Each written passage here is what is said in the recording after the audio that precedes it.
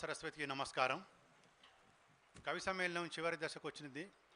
ధర్మం మేడం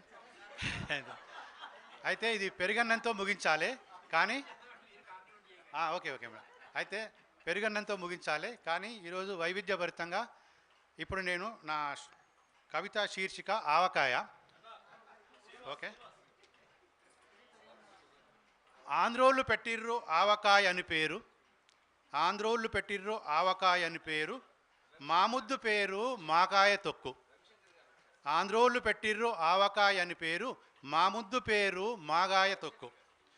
పేరేది అయితేమి రంగు మార్పు లేదు, రూపు తేడా లేదు, నాలికకి తగిలితే నశాలాని కెక్కే.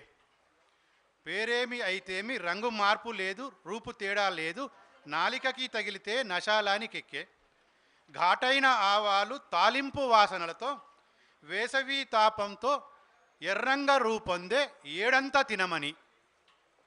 కొత్త ఆవకాయ చద్దన్నం చెంత, పాత మాగాయకి ఉడకన్నం తోడైతే ముద్ద ముద్దకి స్వర్గం దగ్గరైపోదా. ముద్ద పప్పుతోటి మురిపంగా కలిసి నెయ్యితో నెయ్యాన్ని కలిసి ఆరగిస్తే కలహాలు ఉండవు, ఆలు మొగల మధ్య అన్యోన్యమే గాదా. పేదవాడికిది కల్పతరు, భాగ్యవంతుడికిది బర్కతీ వంట. పేదవాడికిది కల్పతరు, భాగ్యవంతుడికిది బర్కతీ వంట. బీపీ షుగర్లుంటే మర్చిపో కాసేపు, జివ్వ చాపల్యము తీరంగా రుచి చూడు. తేడా ఏమన్నుంటే గోళీల డబ్బుంది, కొత్త మామిడికాయ కోరిక చంపుకోక. ధన్యవాదాలు. Thank you. మీరు ఇలాగా ఊరించడం ఏం బాలే, ఆకలేస్తుంది. ఇప్పుడు ఆవకాయతో అన్నం తినాలనిపిస్తుంది. ఆవకాయ ముద్దపప్పు రెండు కాంబినేషన్ బాగుంటుంది కదా.